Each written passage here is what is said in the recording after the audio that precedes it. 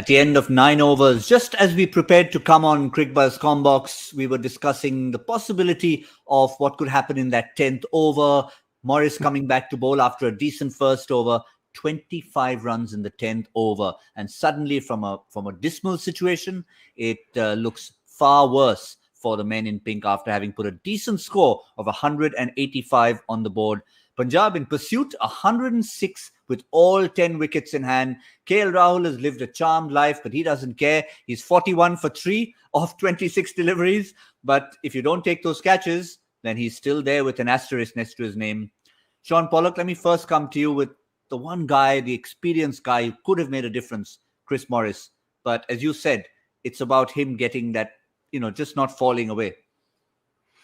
Yeah, it's something we've seen from him many times as a South African supporters unit. We've watched him over the years, and it's his tendency when he hasn't played enough cricket and when he's struggling a little bit for form and rhythm. It's what he does to the right hand as he falls away, particularly when he tries to go full and slides it down that leg side. So, yeah, we've seen it before. It's a bit disappointing for them. But in all honesty, it's been a case in point today of Rajasthan are defeating the Royals. The Kings 11 haven't had to do too much to get on top. Rajasthan have really been the cause of their own downfall with the catches, with the finishing of the innings, with some of the things that have happened, the bowling performance. They're putting themselves on the back foot, and to come back from here, I think it's fait accompli. When you've got 10 wickets in hand and this is all you got to get in the last 10. I think it's going to be the perfect start for the Kings. Yeah, briefly mentioned the catches 8 times this season. If you look at the first and second half, has KL Rahul been dropped 4 times by the Royals and 3 times today. 3 times today. The first was Lewis, which was not the worst possible chance. Riyan Parag, the simplest of the 3, and then one from Chetan Sakaria of Mustafizur Rahman. 2, 29 and 31. Charm life for KL Rahul, but he'll take it.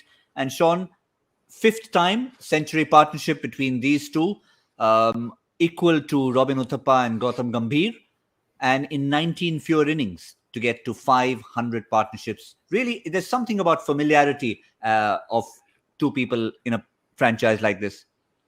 Yeah, we saw it last year in Dubai, and even at the start of this season, it's a partnership that really has set the tone. And sometimes in these T20 tournaments, the partnerships at the top of the order, sometimes you can get the 3 or 4 batsmen at the top who really get to bat and make contributions, and these 2 have been superb. They understand each other's games. I think the key to them is a lot of it is, we talked about earlier in the show about the risk level. It's proper cricket shots. And when you do that, the risk is probably below 50%. It's when you're playing the ramps and trying the reverse sweeps and all those kind of things that your percentage of risk goes up. But these 2 don't do that. And that's why they've been so consistent. And they also know that they've got normally the firepower of Gale to come. So anything that they miss out on, he can hopefully make up for them. But yeah, it's great from a coaching staff perspective, from a team perspective. When you keep laying a platform and doing the job up front, it really does make your challenge easier. Yeah, no Gale, of course, today, but they've still got the likes of Nicholas Pooran to come. Not a huge batting order, which is why Punjab will be glad that they've got 10 wickets in hand. But if you're Kumar Sangakkara and the coaching staff and Sanju Samson, what is the kind of plan you can come up with? They've thrown the ball to Lomror, who batted well in the 11th over. But who do you turn to? Mustafizur's got overs left. Morris is going to come back for a couple more. What can you do in a situation like this? Yeah, you have to try and stop the bleeding just for an over or 2. Try and build a little bit of pressure, and then try and pick up a wicket and see if you can apply pressure to the new batters.